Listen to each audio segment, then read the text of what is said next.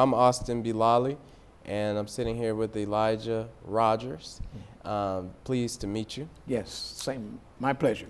Let's start over again. How long do you want to go? 50 minutes or an hour? How long? We could try and go 50 minutes. Okay, that'd be fine. All right, and I'll give you a 10-minute and a 5-minute cue. After I give you the 5-minute cue, you can wrap up. Okay, great. Okay, and if you should decide that this is really good, I want to go longer, just keep going. Okay. Okay? Thank you. All right. So you've got our introduction. We don't have to do that again. Yeah, you can do that again. We do? Yeah. Okay. Yeah. So I'm Austin Bilali, and I have the pleasure of speaking with Elijah Rogers. How you doing, Mr. Rogers? I'm doing very well, Austin. Thank you very much for the invite. Thank you for being here. Mm-hmm. So we're going to talk a little bit about the significance of Black Power in reality, particularly your experience with then Mayor Marion Barry running the city of Washington, D.C. here in the nation's capital. Mm-hmm. But first, I want to get to know a little bit more about you. Can you talk about your parents, what you learned from them? Well, I'm the youngest of five, and my father worked at a hotel in Orlando, Florida, and I'm from Orlando, Florida. Oh, cool. And my mother did the domestic work. But my mother was very strong-willed, very opinionated, and a hard worker, and believed very strongly that whatever you did, you ought to complete. Now, my father was the opposite, a very nice guy, dressed well, but was not as strict on the kids as my mother. So my mother taught me a lot of discipline about how to get things done and stick to whatever you plan to do. So, and I give her a lot of credit for that. And it sounds like when you look back at your long career and your service, you've been quite consistent with those two tracks from both of your parents' leadership. Yes, I started off originally when I finished high school, went to college. I wanted to do something helping, like a lot of young people. So I wanted to help the younger people. So decided to, once I graduated from college at South Carolina State, I worked with emotionally disturbed boys, upstate New York, Wiltwick School for Boys. The late Floyd Patterson was a student there. Claude Brown, Man-Child of Promised Land, was a student there. Wow. And so from that experience, I moved to South Carolina, back to South Carolina. My wife is from Columbia, South Carolina. Got married and was the first African American to work for the South Carolina State Employment Security Commission as a youth advisor. It was back in 1964. Whoa. And from that experience, I decided I wanted to go to graduate school, and to get a master's in clinical social work. And so I did. We moved to Washington, D.C., went to Howard University, and got a master's in clinical social work. Came back to South Carolina and was the first African American to work in the South Carolina Department of Corrections as a supervisor of social work services. And I did that for a couple of years.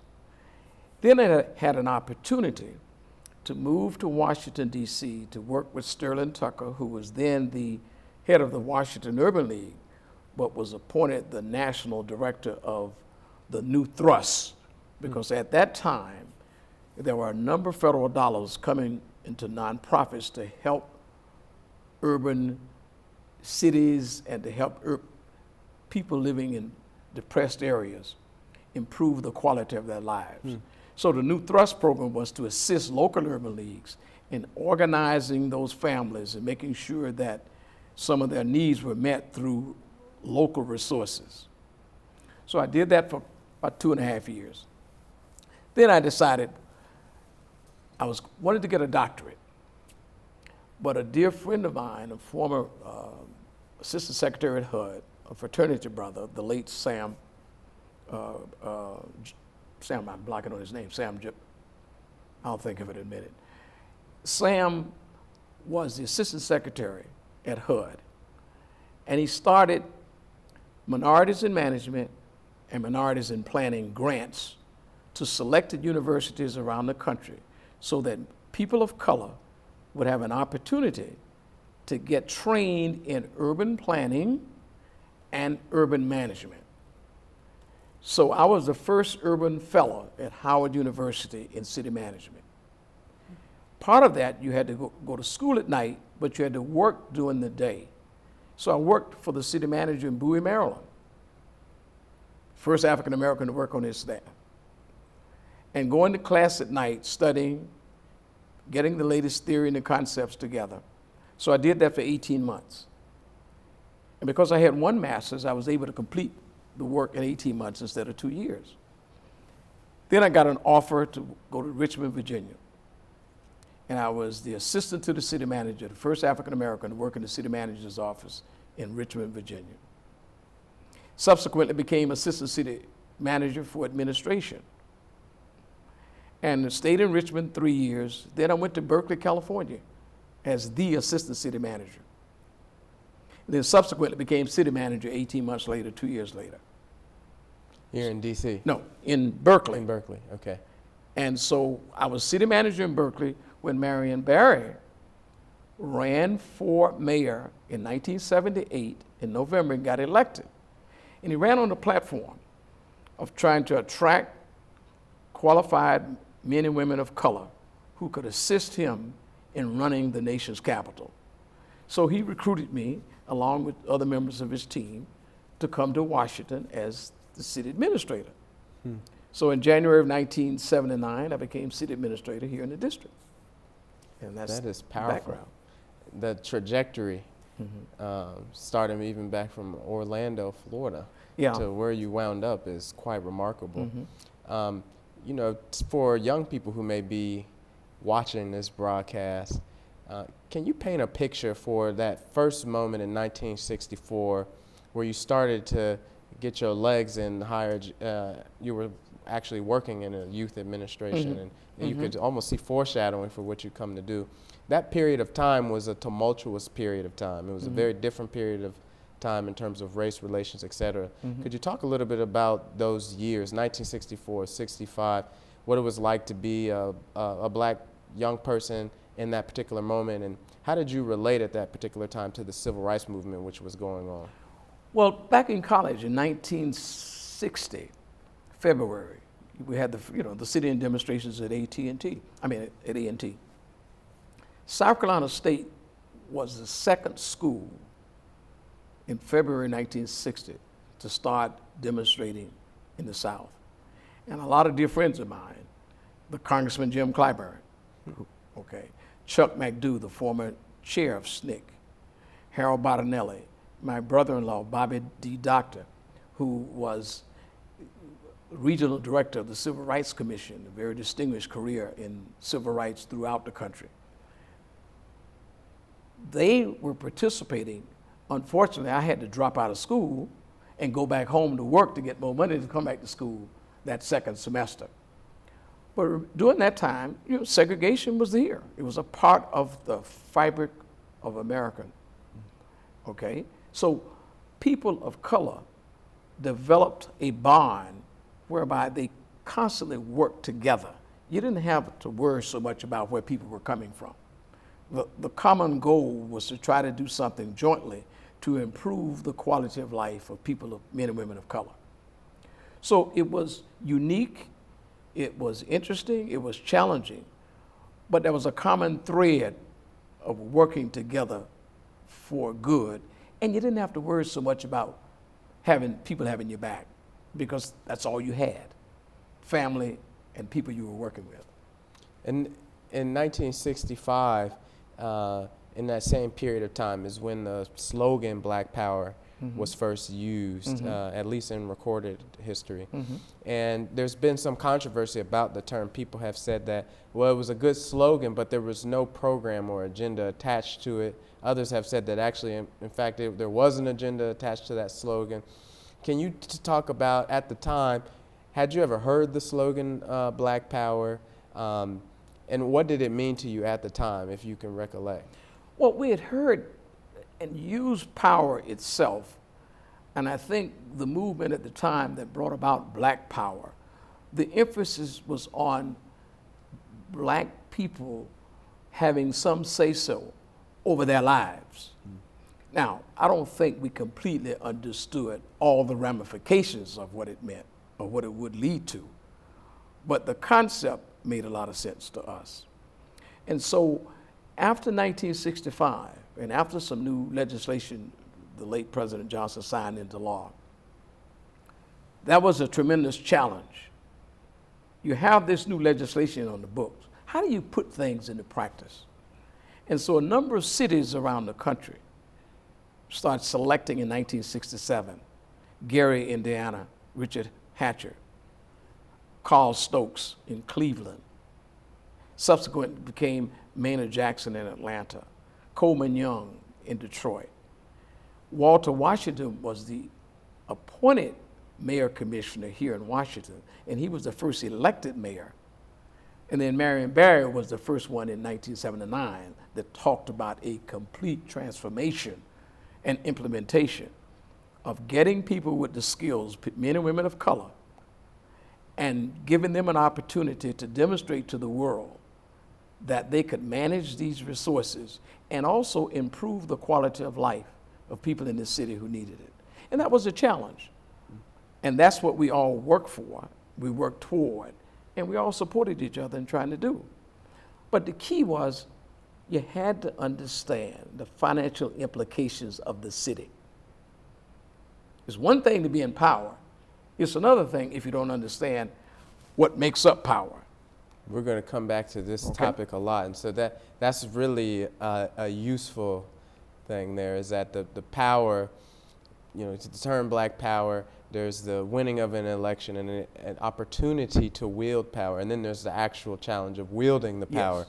And it sounds like in the evolution that the conception of power evolved over time. It did. Yeah. It did. And also remember, it's not only black power. You had to have a lot of people. There were a number of whites who assisted. Mm-hmm. There are a number of other minorities who assisted. So it was about galvanizing the resources and getting people who had similar ideas of supporting what you wanted to do as you move forward. So remember that. Now, one thing I wanted to ask you is,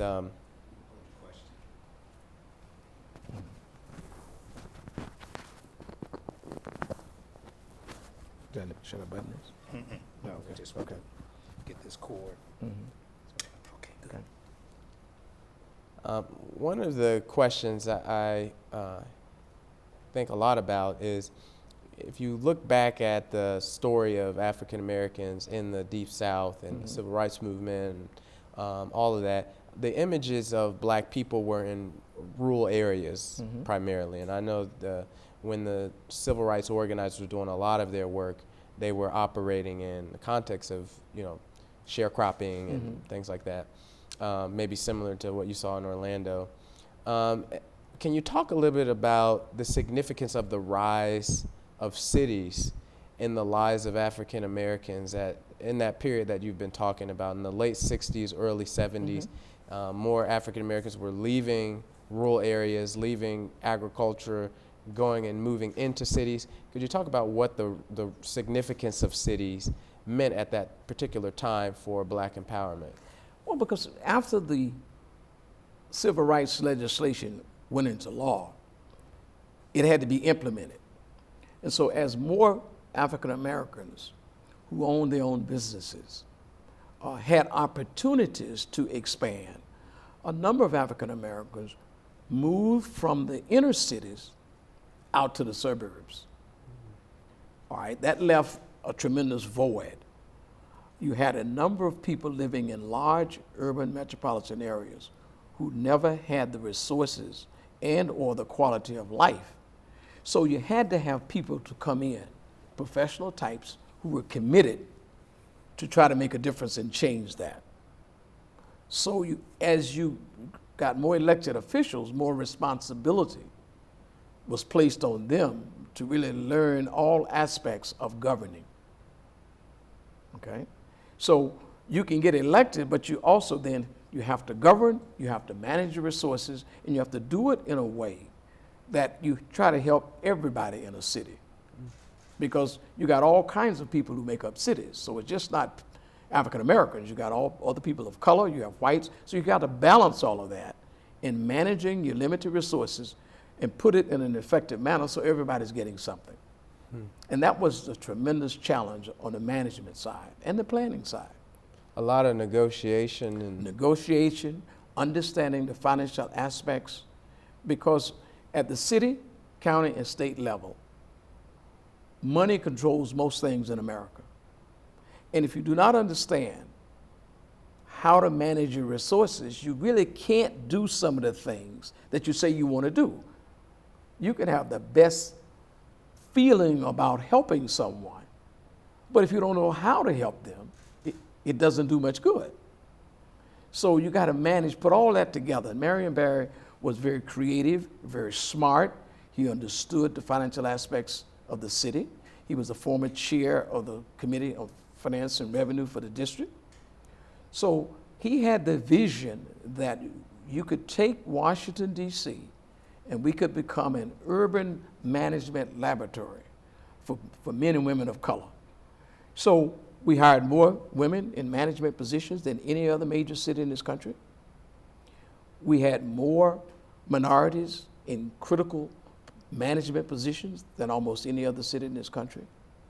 And we placed more whites in critical areas in this city. So we had a balance, we had a cross section in this city. But we all felt we were working for the common good. And we worked 17, 18 hours a day. When we came, we had inherited a $279 million deficit. The city books had never been audited. We had the first balance sheet audit in the history of the district in 100 years. After we had the first balance sheet audit, the next year we had the first audit. And the first year of the Barry administration, we added another $105 million to that accumulated deficit. So we had an accumulated deficit in 1980 of $384 million. For the next 7 years, we had a surplus each year, and we reduced that accumulated deficit. And that came from a lot of hard work, tears, sweat, hard driving, discipline, so that we could appreciate and demonstrate to the world that we knew how to manage a city and manage money. And when you look back on that period, I think one of the Marion Barry's greatest legacies was getting control of the financial aspects of this city. Now, we lost some of that years later, but that was a critical stage. And secondly, we also felt that minorities had been shut out so long in participating in the contracting of the city providing services to everybody. So at the time when we came into office, there was a 25% minority set-aside program. We increased it to 35% because we felt that was a floor, not a ceiling. And we felt that men and women of color who had the skills, who could successfully compete for jobs, ought to have the same opportunities. And so we turned that around, where Washington was kind of like the beacon for urban management. Men and women being trained who wanted to come work here in Washington. And that was something that was very satisfying and very rewarding. The several achievements that you laid out there, and I wonder for people who don't remember even how far the city had come, what was Washington, D.C. like in 1977, before Marion ever ran his campaign, before you joined as city manager, when it comes to race relations and it comes to the economic development, economic conditions of black people, working people in the city. Can you take us back on what you knew the city to be like at that moment? Well, when I first came here in 1965, Washington was a segregated city. Most of the people who worked for Washington, D.C. government, they were part of the federal system. Most of the people who worked in the senior jobs were white. The leadership was white. And that was America. And so we set out to modify that somewhat.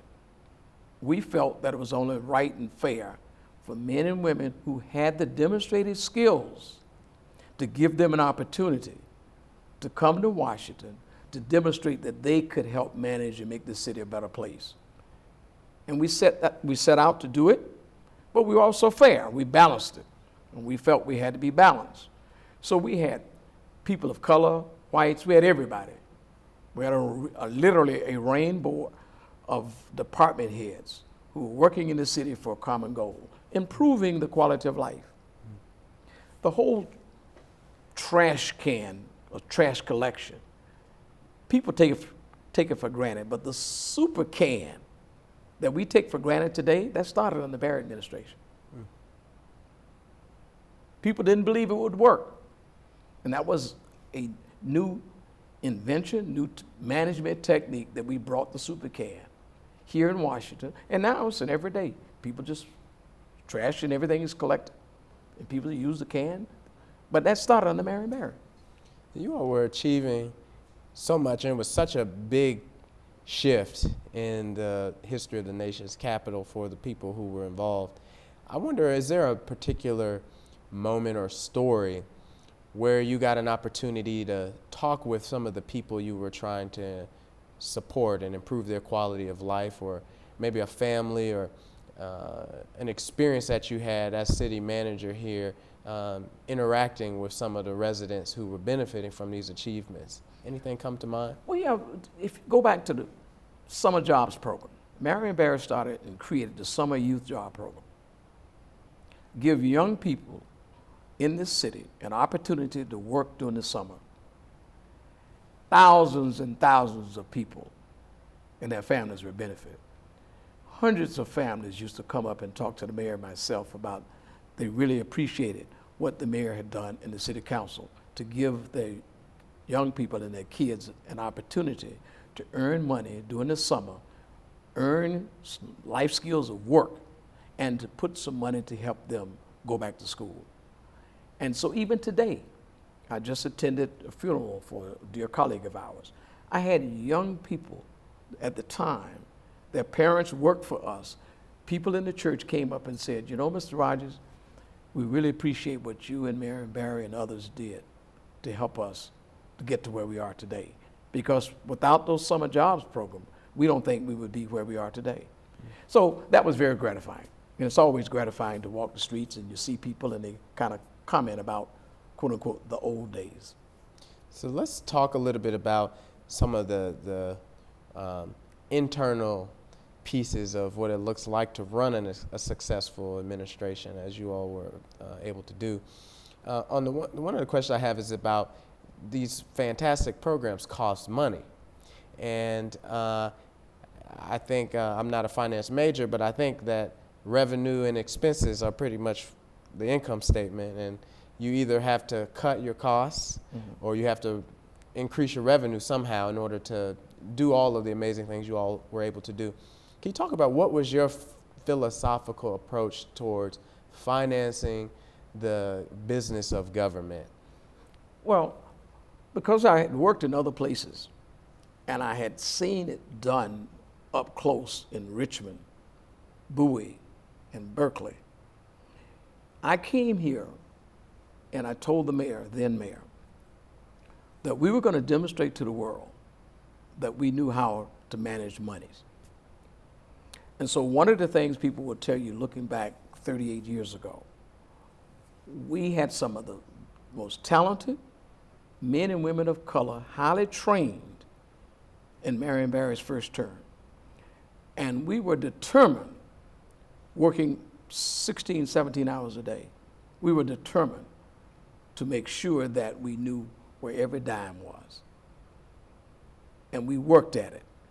And we kept instilling in everybody, you got to know where the monies are going.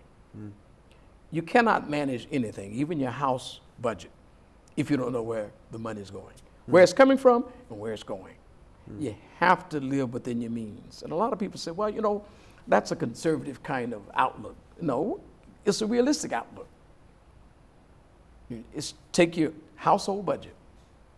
You can't, you shouldn't spend more money than you're taking in. It's the same way with the city, county, or state. And so if you operate under that philosophy and you change your priorities, just because you're spending money over here doesn't mean that's a part of the priority. Let's put the money, we had an old adage, sweep where the dirt is. So place the money where the dirt is. If it's more dirt over here, that's where you put the resources to clean the streets. So it depends upon the person who's leading the city. People allocate resources based on their own priorities. So when people of color get in a position to manage these places, they don't need to change anything except how they interpret the rules and regulations. Now, a mayor is not a king, No. and there is a city council. And so some of these discussions over financing these very popular programs had to face some differences of opinion amongst city council members. Can you talk about the relationship between the mayor's office, the administration, and the city council? And are there examples of challenges that emerge in that relationship, and how did you all go about addressing them? Well, if you recall, Mayor Barry used to serve on the council. He chaired the Finance and Revenue Committee, so he knew the council members. But we worked daily with the council members and their staff about their priorities and how those priorities would fit in and meld with what the mayor wanted to do. So also you had a number of people on the city council who had the same philosophical persuasion that Mayor Barry did. So it was much easier to talk about how do we allocate resources, take resources from here, put them over here because it's going to achieve what you say you want to achieve. We had to demonstrate to the council members that our goals were in sync with their goals. We just wanted to reallocate funds in one area to another area to improve the quality of life for the people we said we wanted to improve the quality of life. And that's always a challenge because people with resources, they tend to speak out more than people without resources. So someone has to be speaking for the people with the limited resources. And most of us during that time felt we had a responsibility morally to speak for those people and to make sure that the governmental programs tried to reach those people. And that's a lot of hard work. It takes a lot of time. It takes a lot of coalition building. It takes a lot of listening. But at some point, it also takes a lot of driving. You got to be determined. You got to take some risks. Sometimes you get spanked. Sometimes you step backwards. But then you constantly keep an eye on where you want to go. And that's the challenge in urban America today. I tell young people all the time, don't change all the rules when you get in. It's how you interpret the rules. If you're in charge, it's your responsibility to interpret the rules. That's interesting. You can take two different personalities, two different philosophies. They can look at the same set of rules and regulations, and they interpret them differently. And so that we need to just basically step back as we come, younger people coming up, understand the dynamics at work, and understand how you use monies to get what you want and to improve the quality of life of people. What was the biggest single source of opposition in those early years in particular and throughout the administration as you all were achieving so many great things? I assume that there was opposition. What was the single greatest source of opposition? Biggest one is we had too many employees on the payroll, and we had to reduce the payroll, and that was very painful for Mayor Barry, because when he was on the council, they were part of the group that was kept spending the money, and I had to be the bad guy. And I said, no, if we're going to manage this budget, if we're going to demonstrate to the world that we can manage our resources, we have to have some reductions. And that was not popular. No, we ended up proposing laying off about 2,000 workers out of 52,000 people at the time. And it was a lot of pain. And we ended up losing, and quite a few of those workers had to come back. But in order to get to the position to demonstrate that we had the will and discipline to reduce expenditures, that was a tremendous battle. And we finally convinced the mayor that we had to do it. And he was kicking and screaming. He didn't want to do it. And we kept pushing that we have to move in this direction.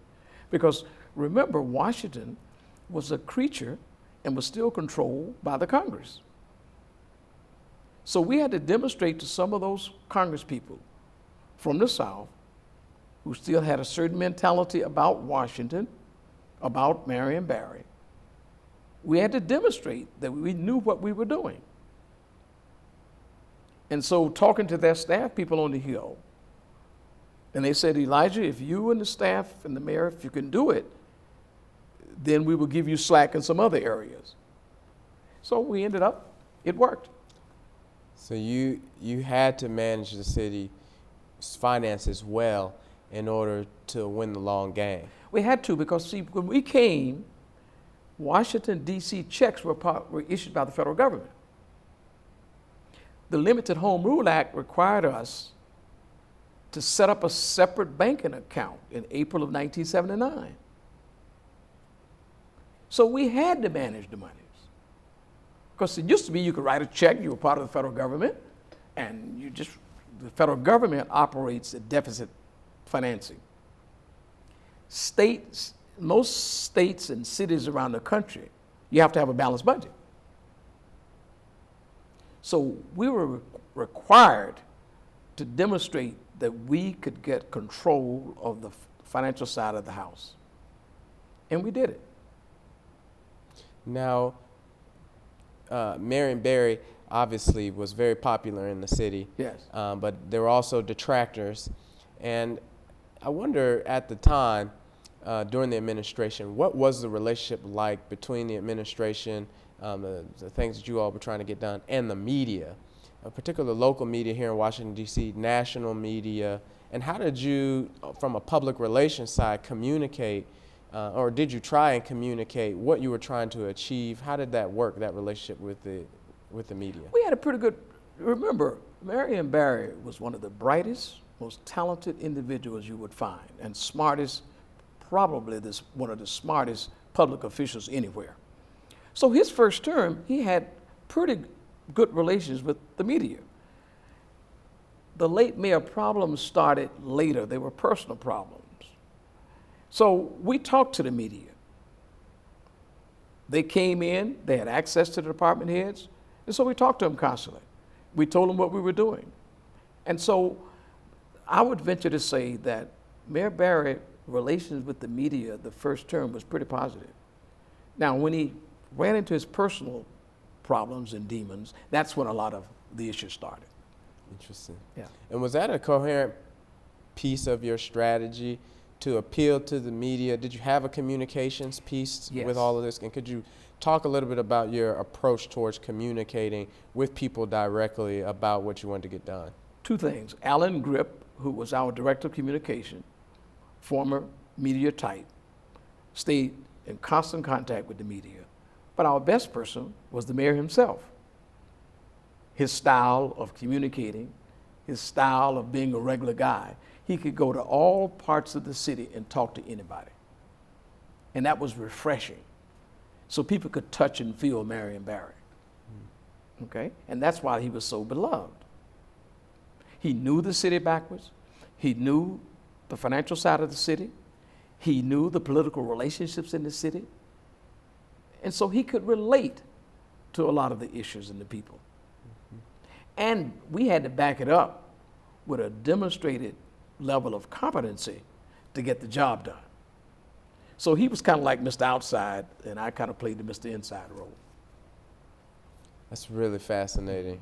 I think for, young people who are coming of age today in Washington, D.C., who weren't around during that particular era, they may say, okay, well, Black Power, was it achieved?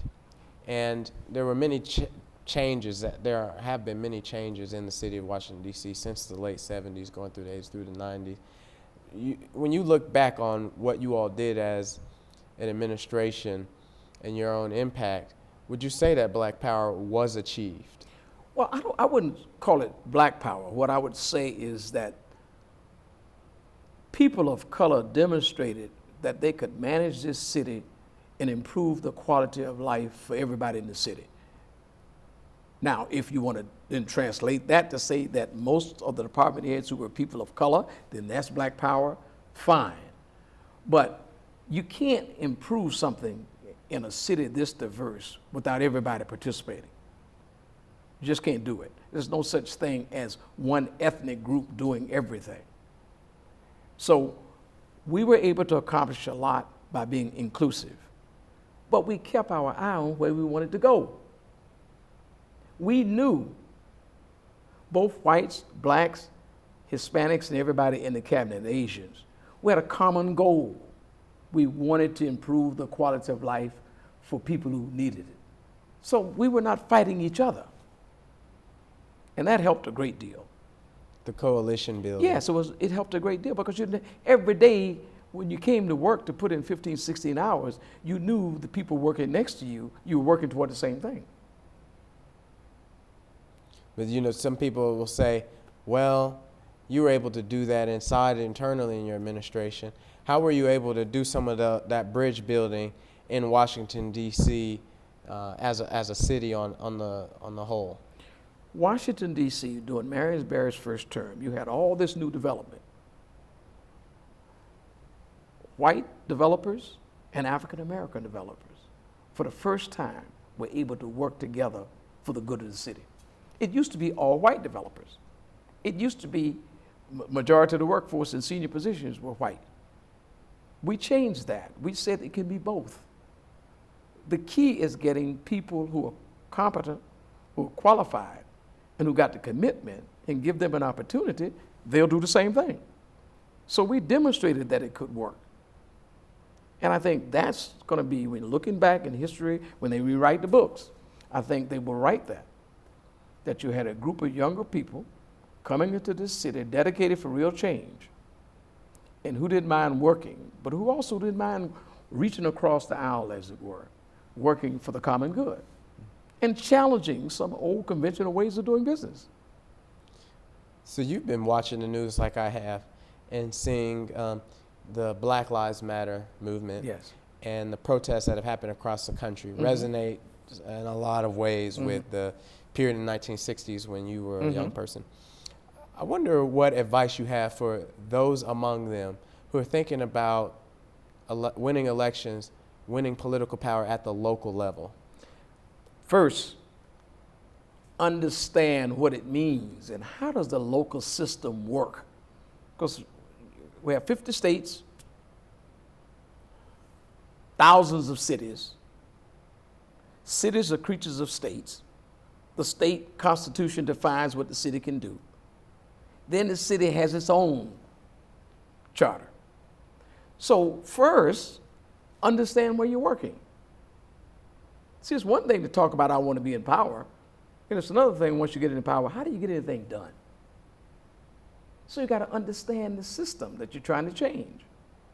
That goes back to your, I love your talking, the quote that you said, don't focus on changing the rules, reinterpret the rules. Yes. If you want to talk about change, once you're in power, then you interpret the rules. I mean, it's really that simple. Rules were there. It's how you interpret. I can interview 5 people, different backgrounds. I can select the person that I think I felt could meet the job criteria better than anybody else. You may interview those 5 people and you may think altogether different, but it's your decision to make.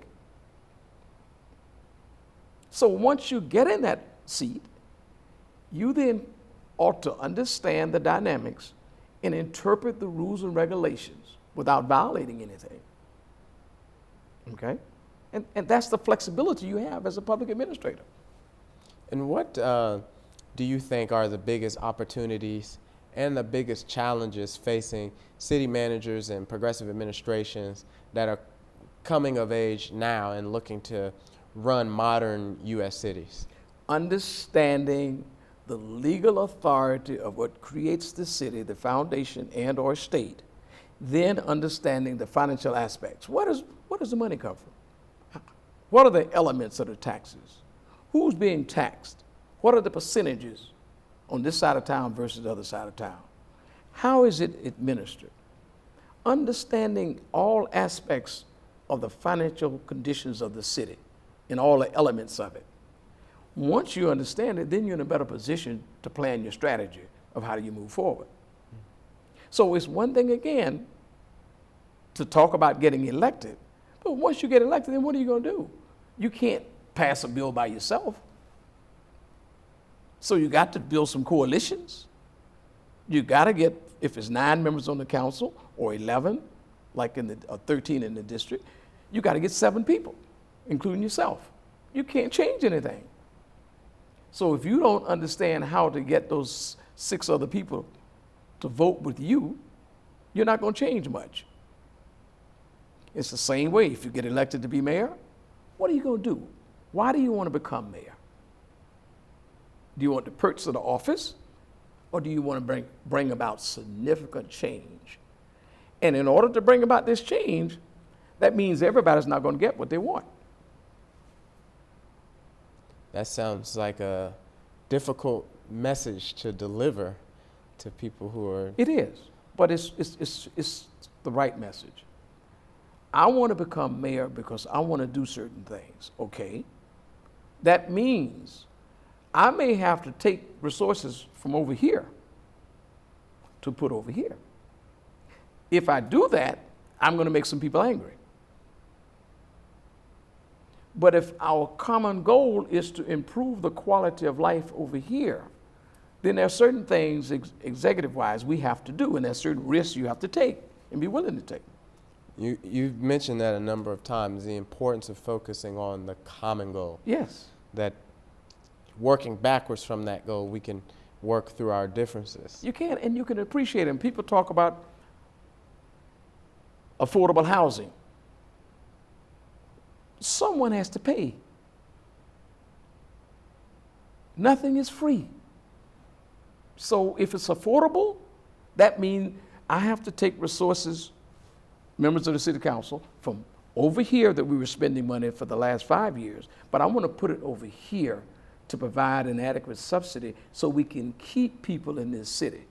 That's a bold statement. It's a lot of political capital you may have to give up. But if that's what you want to do, that's the way to do it. And you got to fight for it. So is that a recommendation? It's always, yes.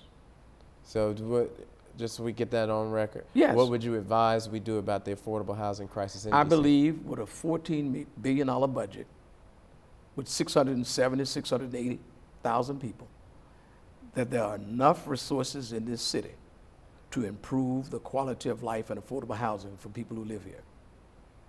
And that's through expanding public housing? You can do it in a number of different ways, but it's costs. You have to take the monies from other places we're spending, develop the coalitions on the council, get the money transferred, and put the money where you need it in Wards 7 and 8 to improve the quality of life for people who've been here so they're not moved out. I think that's a very provocative and important proposal for this particular moment. Can you talk a little bit about, as we wrap up, how do you spend your time these days, and how does the experiences that you had during your time in the Marion Barry administration and beyond influence the work you're doing right now? Well, now basically I've retired. I play a lot of golf, but also a dear friend of mine that I've been working with for the last 28 years. I've been the trustee of his trust, and he's has some health challenges. So I spent a little time kind of monitoring the company finances for him, okay? And he's a dear friend, fraternity brother, and not doing well now, but he's a good person. So I spent a lot of time, monitoring to ensure that his trust is taken care of, and spent a lot of time with family. Travel, but I love golf, and so I'm out there trying to learn this game. Well, it sounds like you have more time to do that. I do, and I enjoy it, yes. And it's interesting that even managing your friend's trust, there's a consistency around management and around finances. Yes, yes. Well, see, I'm a strong believer in management, and I'm a strong believer in understanding the financial side of life, because I believe once you find those and master those, you can pretty much do anything you want to do. And a lot of us don't want to take the time to understand the financial side of anything. So you can have the best theory, okay, but if you can't put it into practice where you implement something for change, that's all it is, a theory. Now that requires hard work, it requires discipline, and you got to be there. To be in the game, you got to be there. So if that means getting to the job at 6 o'clock in the morning, staying until 9 o'clock at night, that's what it means. And it's not easy. So, therefore, what would you recommend for young people today, young people of color, all young people, want to make that transition into thinking about not just winning elections, but governing and managing, improving the quality of life the way you all were able to do here in the nation's capital? What skills in particular would you advise them to develop? And I guess a part B to that question is, some people have talked about the differences between management and leadership.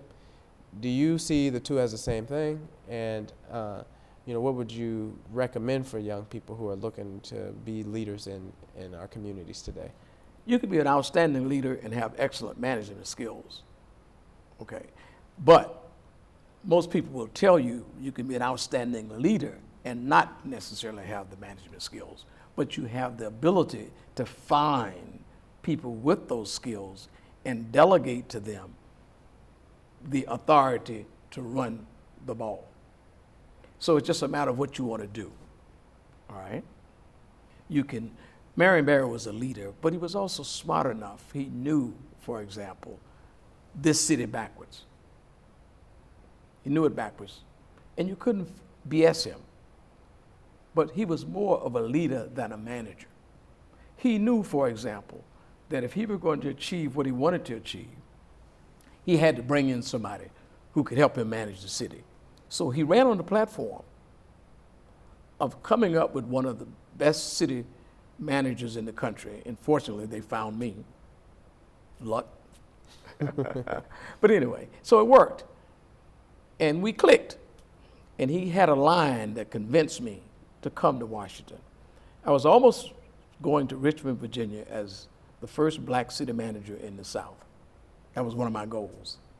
And Marion Barry said, wouldn't you rather be the city administrator in the nation's capital rather than to be city manager of the capital of the Confederacy? And that kind of tweaked me a little bit. And so then I decided I'd come to Washington. And that was 38, 39 years ago. Wow, that's powerful. Yeah. Well, I think I've come to the end of my questions. Was there anything that we didn't talk about so far that you think it would be important for audiences to know about your career, your work in the Marion Barry administration, working in cities? Well, I think the key thing, and I kind of thought about this, during our era, one of the most important things other than family is friendship. Some of the people I was in college with 60 years ago, we're still friends today. And so that being connected to something outside of the family is very important. So you got to have good, solid friends, whether it's a small group or a large group. People you can bounce things off of, people who can say no, people who can say you're full of whatever. But at least those friendships will carry you through difficult times. And so the friendships I gained 39 years ago coming here, people are still friends. And that's important. Friends I found over 60 years ago in college, we're still friends. And that helps you during difficult times. It's just like family. So it's an extended family. And so I would say to any young person coming up wanting to work in city government, planning, or whatever you want to do, stay close to those few friends. And I think, you'll have the support you need to move forward. Thank you for sharing that. Thank you for the opportunity. Yeah, and thank you for your time. I think that people listening in will gain a wealth of knowledge, practical and conceptual. I myself have learned quite a bit. I really appreciated your time. Thank you very much. And I forgot my colleague, Samuel Jackson. The late Sam Jackson was Assistant Secretary at HUD, who created minorities in management and planning back in 1970. So I forgot his name, and Sam, forgive me, but it's Sam Jackson. Well, rest in peace, Sam Jackson. Yes, I'm glad yes. you brought his name Okay. into the space. Thank you very much. Thank you. All right. All right.